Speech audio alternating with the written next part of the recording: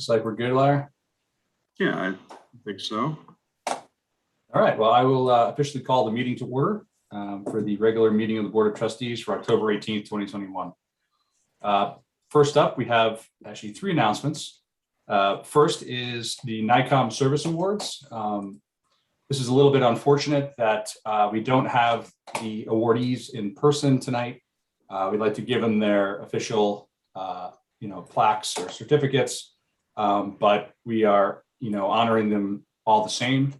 There's actually some pretty big numbers here, but I'll read the first one. New York State Conference of Mayors and Municipal Officials presents this 25-year certificate of public service to Brian Alfini of Irvington. In recognition of 25 years of distinguished public service to your community, the New York State Conference of Mayors is pleased to and honored to publicly acknowledge your dedication and commitment. So Brian Alfini with 25 years, Todd Smith also with 25 years, Dennis Monterulli with 35 years, and Joe Archino also with 35 years. And we were trying to do the math on Dennis because he seems too young to have 35 years, but we think the math is correct. But we'd just like to thank them all for their 25 years plus of service to the village. And I know these four gentlemen very well, and often when I think of the dedication of each of the departments, I think of these four people. Joe, of course, being the most public with heading up the rec, but all four of these guys really love Irvington, and it shows in their work. So thank you so much, and hopefully you don't get your certificate and leave anytime soon. So congratulations, gentlemen, and hope it's not near the end. You get some more years out of you. Well done.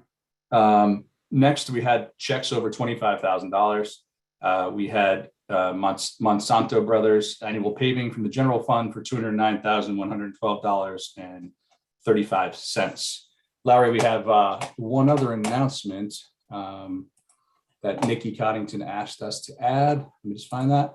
I had it open, and of course, I think I closed it. Here we go. On Tuesday, October 19th, which is tomorrow at 7 o'clock, Sustainable Westchester will be having an Energy Smart Home virtual house tour. We're going to get to see some of the energy smart tools, whether it's heat pumps, geothermal systems, that type of thing, better insulation. They kind of give tours of homes that have had this work done. So you can virtually tour these homes tomorrow at 7 o'clock, and you can check it out on sustainablewestchester.org/webinar. I'm sure you can just find it if you just go to sustainablewestchester.org website, but it's a great way to kind of get a sense of what these things look like, how they might fit into your home, and obviously you can get more information as well. I don't know if you have anything to add, Larry, but no, that was it. I think we have the announcement on our website as well, and we'll do a reminder tomorrow. Very good. Yep. That's all I had for announcements. I don't know if anybody else had announcements.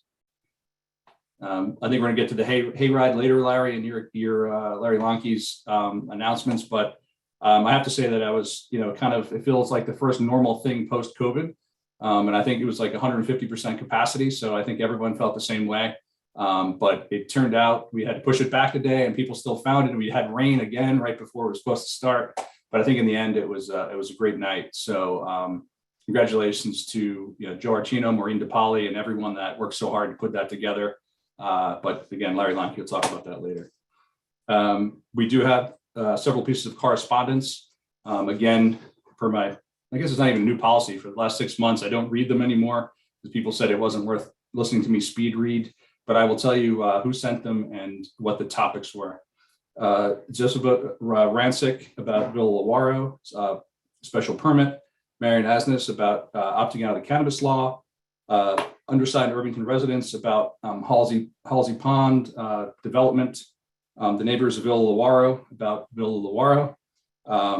Joey Brandstatter about Halsey Pond.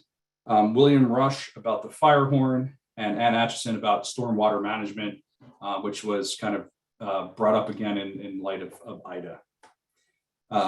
Again, all those letters are posted. I thank everyone for sending them in, and continue to please share your thoughts with us. And along those lines, we'll transition to public comment on anything other than the local law opting out of retail cannabis. So any other issues people would like to talk about, you can bring them up now.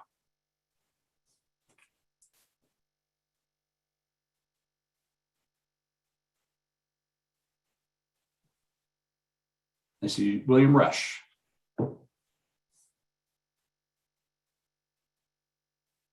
Hi, can you hear me? I can, yes, sir. Yeah, well, thanks for calling on me. I'm William Rush. I'm the author of one of the letters in the correspondence. I just wanted to draw some attention to it. Involves the fire horn, specifically not as a nuisance or quality of life issue, but as a public health issue for passersby and specifically the children at the Main Street School. I encourage you to read the letter and just look at some of my documentation there, which demonstrates that the kids there are exposed to decibels of over 120 on a regular basis. There's a strong body of research that shows that that's correlated with a lot of health issues, including sleeplessness, anxiety, learning and attention problems, and at levels above 120, pain, and the risk for serious and permanent hearing damage.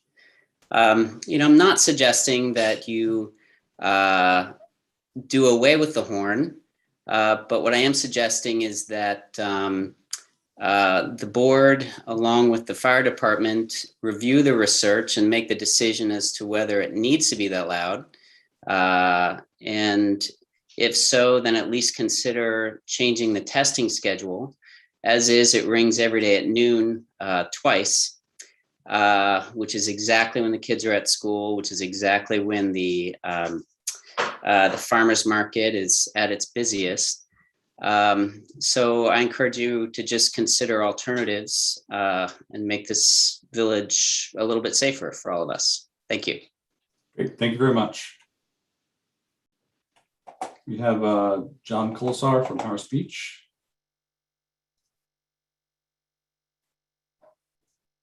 Good evening, Mayor and members of the board. I'm John Kolosar. I'm an attorney at Harris Beach on behalf of Dearman Park Homeowners Association to speak on the offer of dedication. I am happy to speak now during public comment or later when the board reaches that agenda item. Whatever you direct, I'm happy to do. If you want to just wait a couple minutes, if you don't mind. Yeah, no problem. We'd be happy to call on you when we get there. Great. Thank you very much, Mayor. All right, thank you. Any other public comments?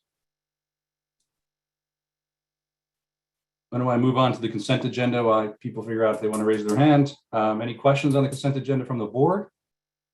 Otherwise, I will make a motion to approve the consent agenda. So I can have a second. Second. All in favor?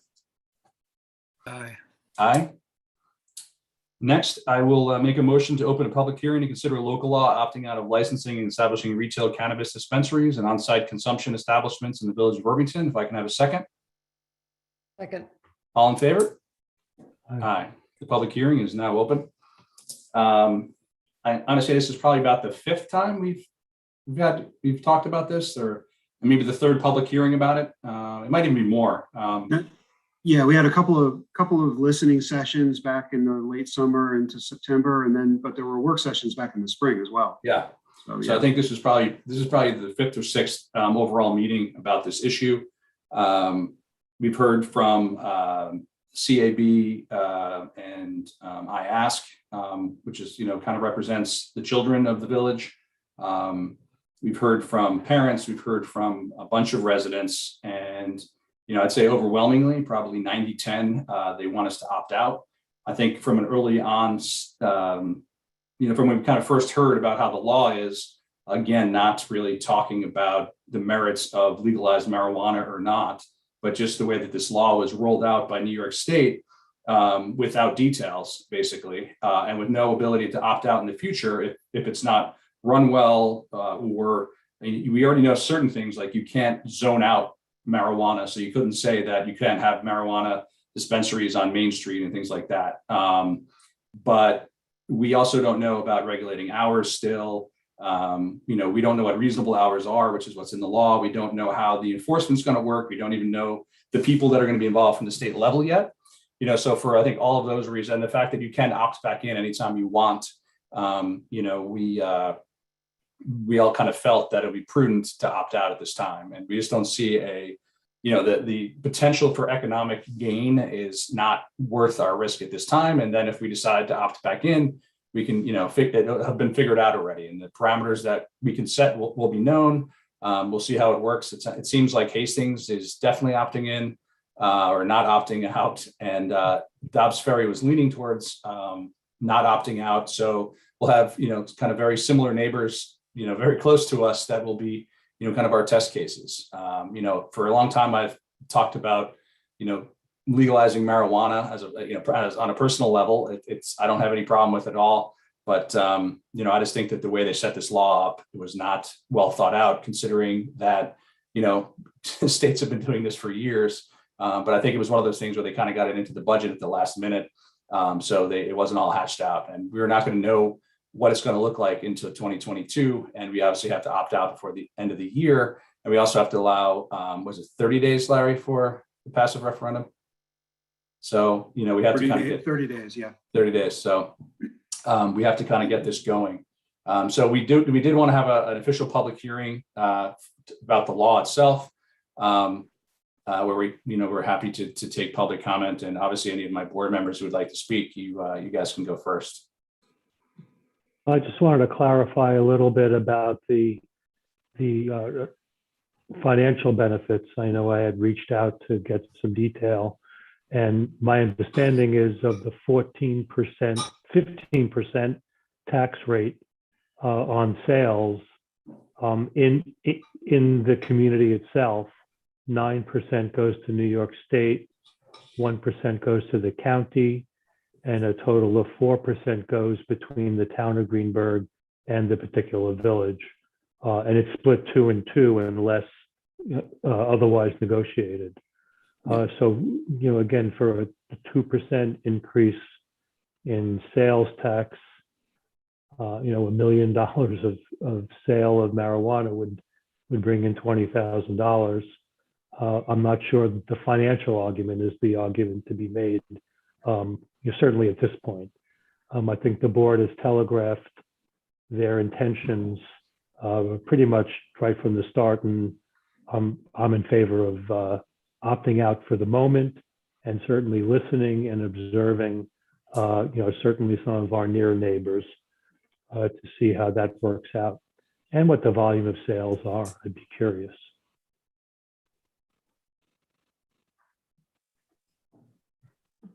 Anybody else? Otherwise, we can open it up. I mean, we have spoken about this quite a bit in the past as well. So why don't we open it up for anybody from the audience that would like to speak about this?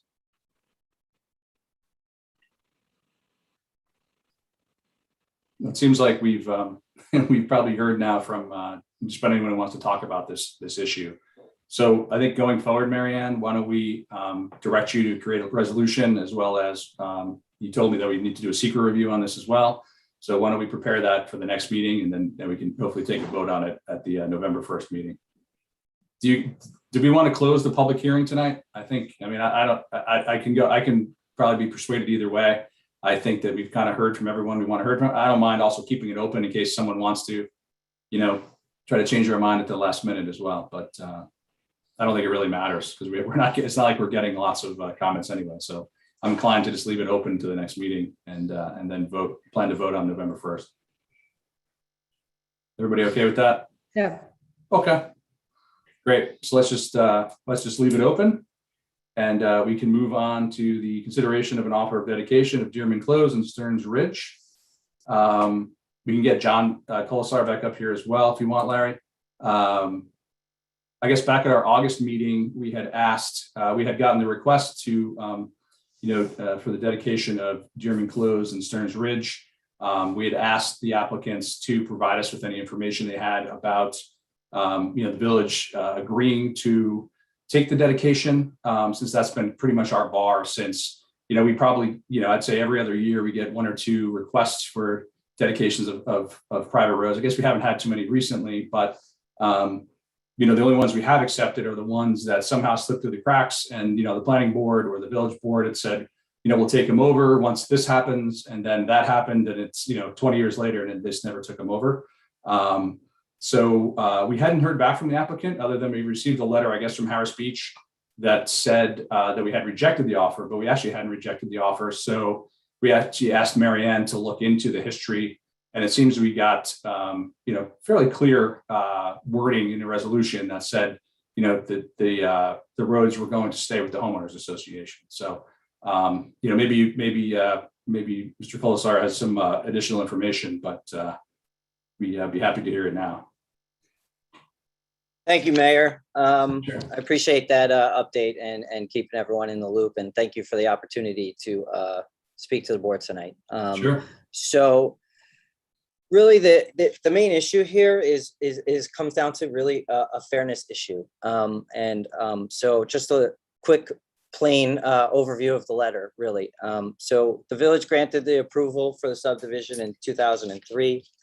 As part of that approval, the village required the roads to be constructed according to village specifications, such as the village code. And it required the developer to post a performance bond that secured completion of those roads. Under that resolution, no building permit or certificate of occupancy was really supposed to be issued until substantial completion of the roads. But however, the village let that bond lapse. And in the meantime, the roads were not substantially completed, which left the HOA with the cost of finishing the roads to village specifications, which it did. Over the years, the HOA has spent approximately $100,000 to finish the roads to the village requirements, while the village is left to benefit with easements for things like sanitary sewer, drainage, water, among other things, which help facilitate, municipal utilities, also police access, pedestrian access, things of that nature under easement agreements. So really, it just comes down to an issue of fairness here. The developer was supposed to substantially complete those roads. The HOA was left having to pay for those because the village let that bond lapse that was really designed to secure that substantial completion. So I think we have a slight different understanding of what actually happened with the performance bond as well. Is that right, Marianne? I think you're on mute, actually. Mute.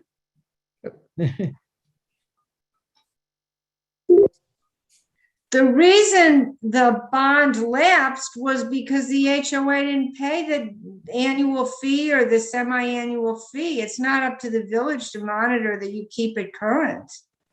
So that, you guys have said that before, and it's wrong. The village did not let the bond lapse. The homeowners association and its predecessors let the bond lapse. Yeah, so the way I read the language of the resolution, and that's good. I don't know why or the history of, particularly maybe perhaps the bond lapse or the village sort of let the roads not be completed according to the final approval, right? But the way I read that resolution is the planning board engineer required and determined the amount of that performance bond in accordance with the village code.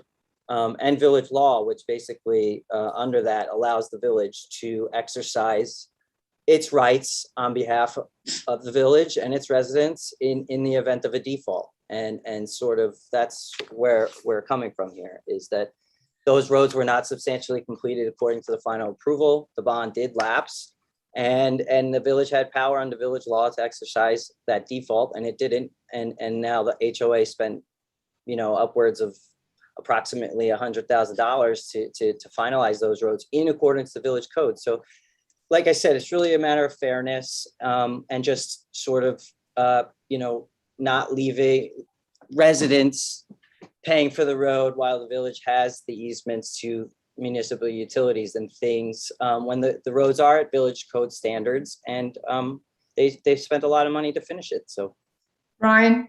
Yes, Marianne. Let me clarify something, because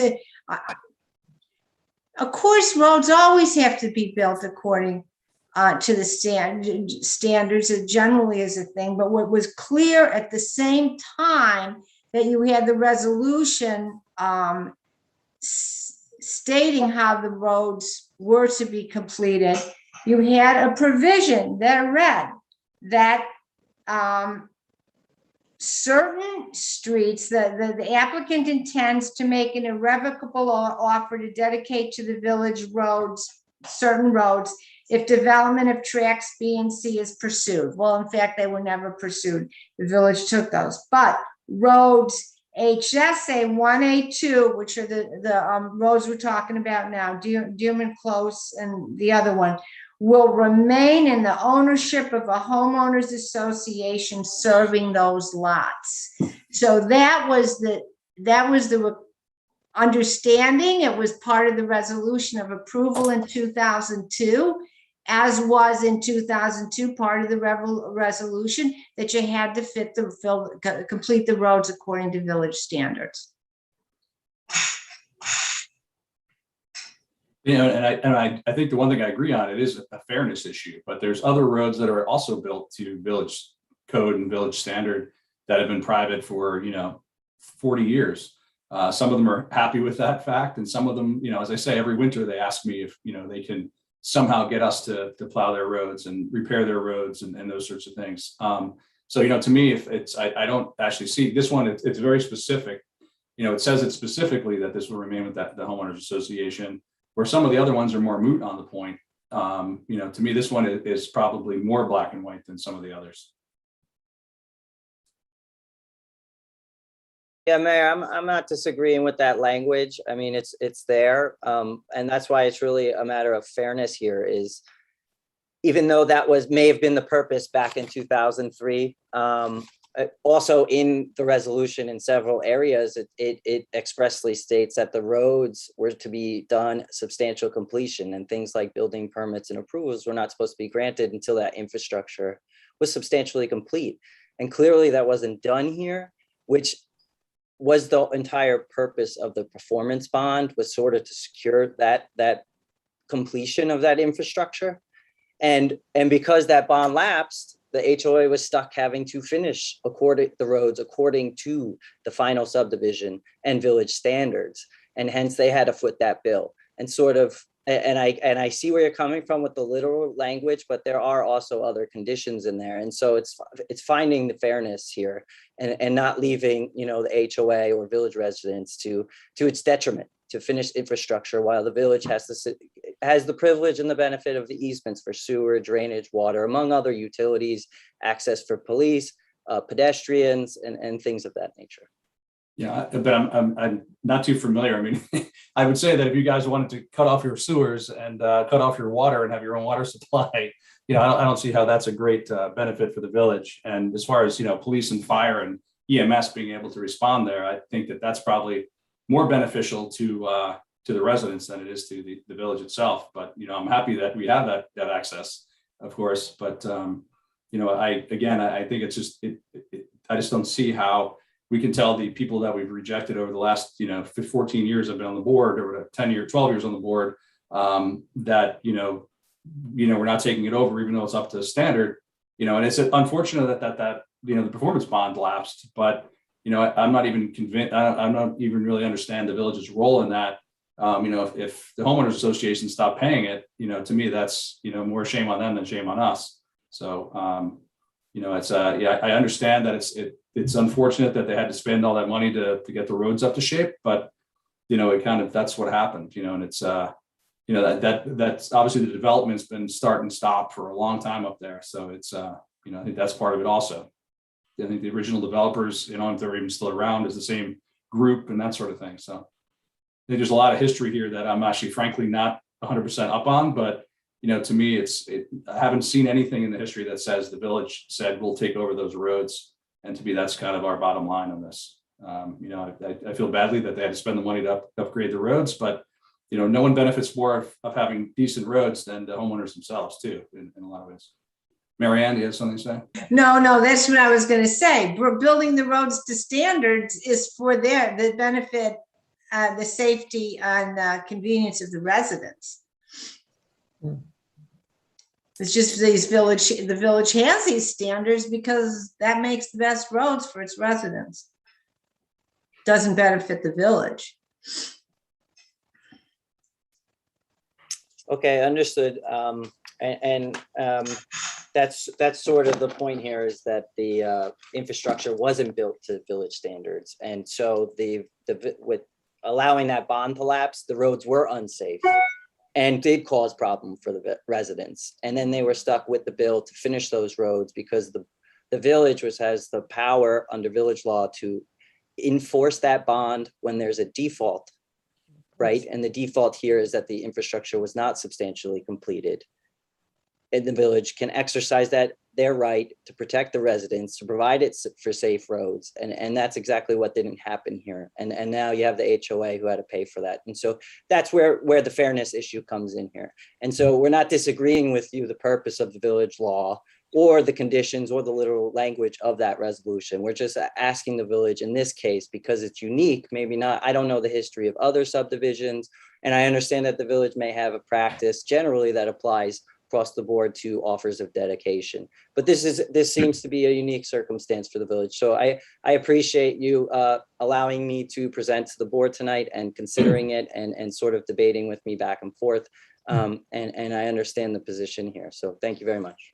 Thank you for your time. And you know, except if someone disagrees with me, I think we're inclined not to accept dedication at this time. No, I agree with you, Brian. I would like to point out that I think it's important that residents feel able to approach our board with the information they have and in a respectful way, which is what you've done. And I think our village attorney spent time pursuing the information that you brought. And it seems to me that but I certainly feel, as Brian has expressed, that it wouldn't be an acceptance of that to me. I don't know if we need how we're going to handle this, but that's my personal opinion. And I know where you stand now, Brian, too. So, Mary Ann, do we need a formal resolution or? Yeah. Well, you know what? It's probably not bad to have it so it's in the record. Otherwise, Okay. it may not end up. This way it'll end up in the minutes, and it'll be a formal record of it. It'll be formalized. So if the issue comes up in 10 years or something, it'll be there. Okay. So as far as a consideration of an offer of dedication of Dearman Close and Stearns Ridge Road, I will make a motion and I'll vote nay. I guess we need, do we need a second first to have Yeah. the vote? Can I have a second to take the vote? Second. All in favor, say aye. and which is this? We want to say nay. To We don't- nay. if you're against it. We're rejecting the All offer. opposed, Right. nay, or aye for opposed. So. Right, so that was a rejection of the offer of dedication Yeah. that you just. Correct. voted on. Okay, I know it's a double It negative. was, yeah, exactly. Right, okay. Okay. But thanks really to the neighbors who I know looked at this and were serious about it and petitioning as they should. Absolutely. All right, on to the next, authorizing tax certiaries. Just get Timing's my, everything, isn't it? I have to catch up here. There we go. I'm still in the, hang on, sorry. This is the one thing, I save a lot of trees by not printing it out, but There's bookmarks on all the agendas. I know, you always tell me that, and I always just think I can just quickly flip through instead. But authorizing tax certiorari settlement for 27 Dearman Close. Do we need any history on any of these, or should I just go ahead and read them and we'll vote? I think we just go ahead and read them and vote. Yeah, they're all pretty straightforward, Brandon, unless you have something else to add. No, they are straightforward. They're expected, anticipated. Whereas petitions have been filed by Rackwell Contracting and Construction Corp. challenging real property tax associated on the village of Irvington and the town of Greenbridge assessment rolls with respect to subject property for 2014 tax year with respect to parcel designation as section 2.111 block 59 lot 4713. Rockwell Construction and Contracting Construction Corp. 27 Dearman Close for 2014. Whereas petitioner's actions are now pending in Supreme Court, Westchester County, and whereas the town and petitioner have reached a mutually agreeable resolution, Now therefore, the village is authorized to effectuate a settlement commensurate with the following terms for 2014. Original assessment, $95,200, revised assessment, $86,580, reduction of $8,620 per thousand. Village of Irvington's share of the refund is $2,478.94. I'll make a motion if I can have a second. All in favor? Aye. The next one is for 17 Dearman Close, and I'm just gonna, it's the same property owner, but it's for 17 Dearman Close, and it's for the years 2016, 17, 18, 19, and 20. The reduction numbers were $256,700, $245,700, $234,350, $222,850, and $211,100. The village's share of the refund is $9,151.84. I'll make the motion if I can have a second. Second. All in favor? Aye. The next certiorari is for 2 Main Street. Street. This is KEF Holdings. Sorry, what did Connie, did you have a question? Oh, I just was wondering where, I'm trying to place That's where the- two main. That's the Burnham Burnham building. The Burnham Where is building. it? The Burnham building. It's the residential Oh. apartments. Oh, sorry. Okay. Think of that as Astor Street, but okay. Yeah. So Larry, there's a different, the petitioner and the property owner are different. Is that okay? Does that make sense? No, that's wrong. I'm guessing the WFHA Westchester is the correct one? That's the correct one. Yes. Okay. Petitions have been filed by WFHA Westchester LP for 2 Main Street for the year 2019. Someone's got a call. Whereas petitioner's actions are now pending in Supreme Court, and the town and village and petitioner have reached a mutually agreeable resolution. The village is authorized to effectuate a settlement commensurate with the following terms for 2019. The assessment went from $3,380,400 to $1,690,200, for a reduction of $1,690,200. The village's share of the refund is $13,212.97. That's a big reduction in the assessment. What happened? Half. Is there any story on that, Larry? Or Well, I mean, the property was under some renovation, but they made an argument based upon their rent roll, basically. Yeah. So, yeah, I mean, we're It relying is on what our it is. attorneys to evaluate all that. But yeah, that's. so I will That's make a it. motion if I can have a second. All in favor? All right, all right. Next up is resignation from the Irvington's Woods Committee. Resolved to accept with regret the resignation of Catherine Kane from the Irvington Woods Committee effective October 6, 2021. I'll make the motion if I can have a second. Second. All in favor? Aye. Thank you for your service, Catherine. Next up, we have reports of boards, standing committees, and officers. Trustee liaison reports. Let's start with Mark. I don't have anything tonight. Thank you. Larry. The hayride last night saw one of the largest crowds ever for the longtime village event. It's great to see so many individuals enjoying the park and the special event. Special thanks to the dynamic duo of Maureen and Chris DePauli for the setup and the running, as always. I was there last night on top of a beautiful sunset. So many young families, so many young children, really enjoyable music, and having a third wagon really went a long way to helping things. The Halloween parade, sponsored by the Rec and Parks Department and the Irvington Fire Company, will be held on Sunday, October 31st at 4 p.m. The parade starts at Immaculate Conception parking lot and will end at the Main Street School parking lot, where members of the fire company will give all children a goodie bag. All participants are encouraged to start trick-or-treating after they receive their goodie bags. The Peter Oley Turkey Trot is scheduled for Sunday, November 21st at 2 p.m. More details to follow. Please save the date. I've got to tell you, all of these really after having all been canceled last year, things are feeling a little more normal. If you're interested in sponsoring a bench in Matheson Park, please contact Laura Copeman. Sponsorship is either $2,000 or $2,500 for a bench with a brass plaque installed below the bench.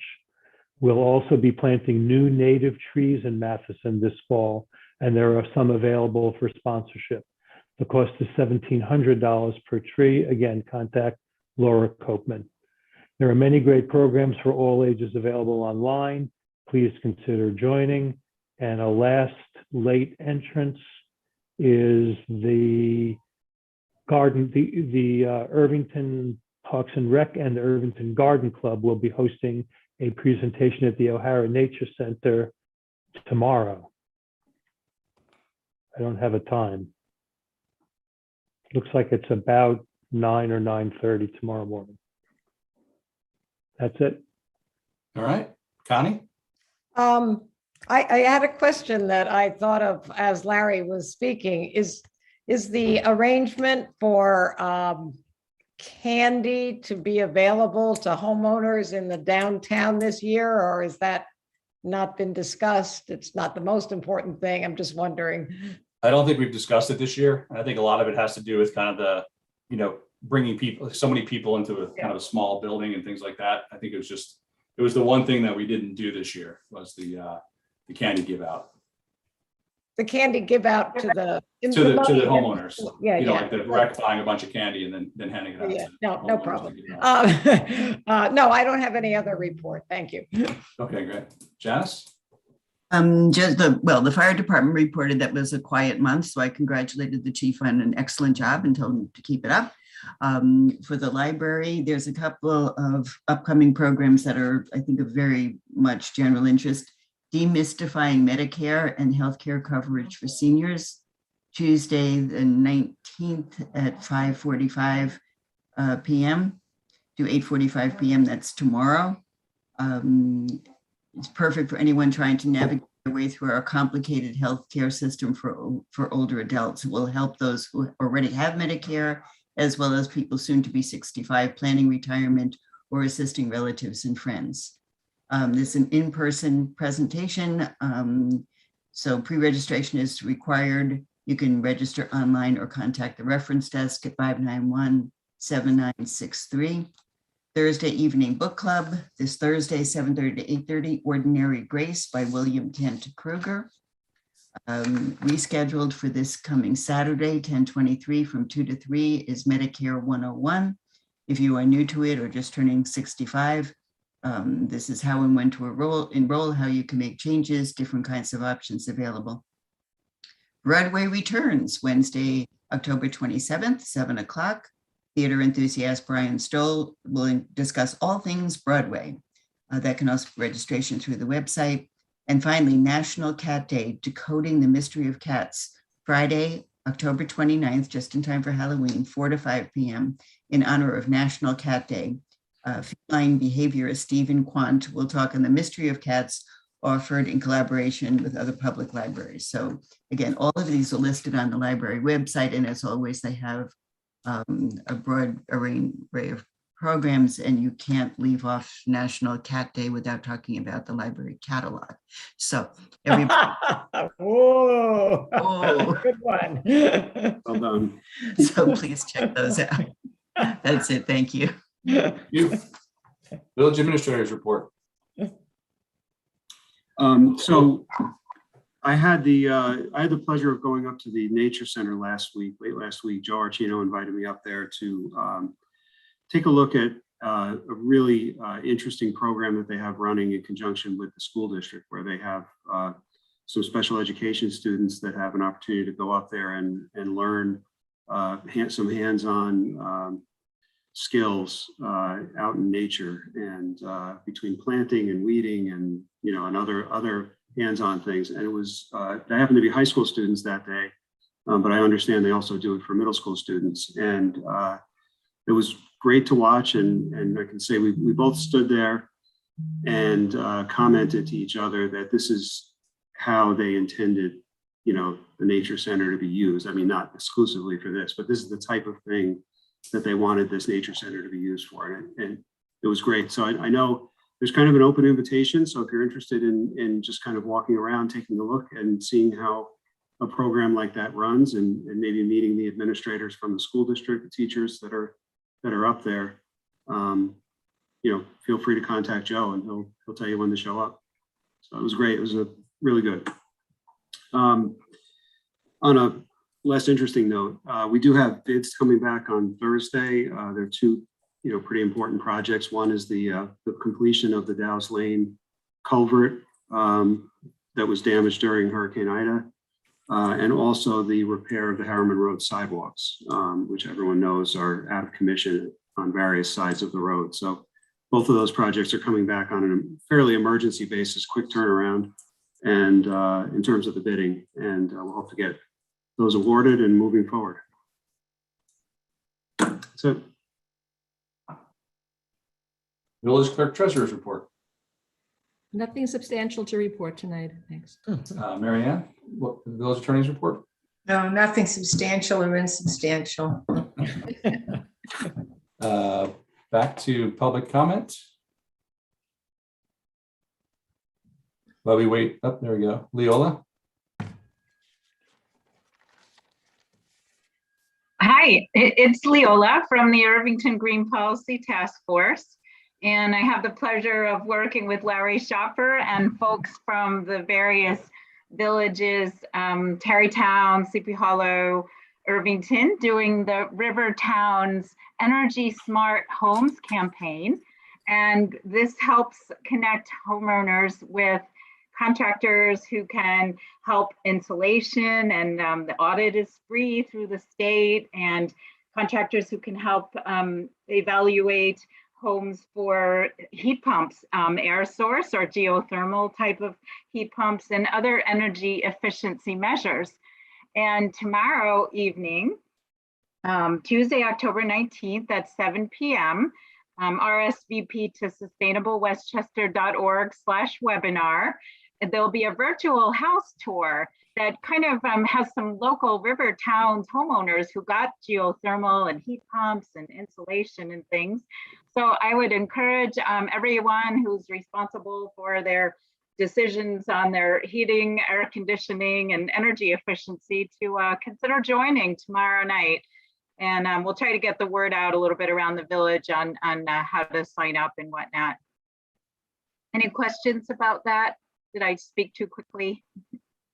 Nope. And I actually mentioned it not as quite as eloquently in the beginning of the call as well.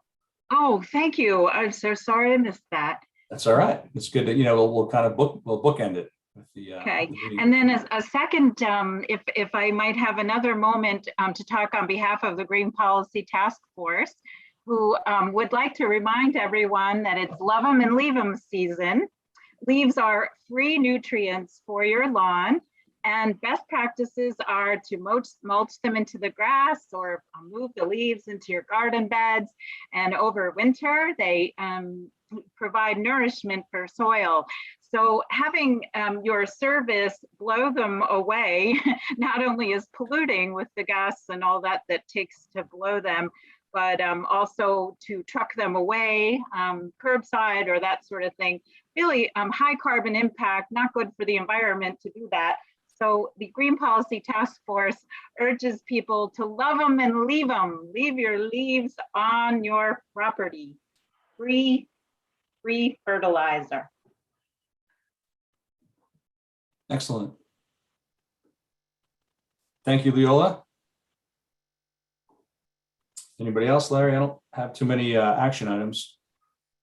no, actually, I made a note. I'm going to recycle an announcement about love 'em and leave 'em. I have some messages we've sent out in the past, and we'll get something out fairly soon. So I'll put that on my list. Great. Yeah, I think that wind and rain the last couple of days has brought down a lot of leaves. So it's timely. Yeah. All right. Well, it doesn't look like there's any other public comments, so I will make a motion to adjourn if I can have a second.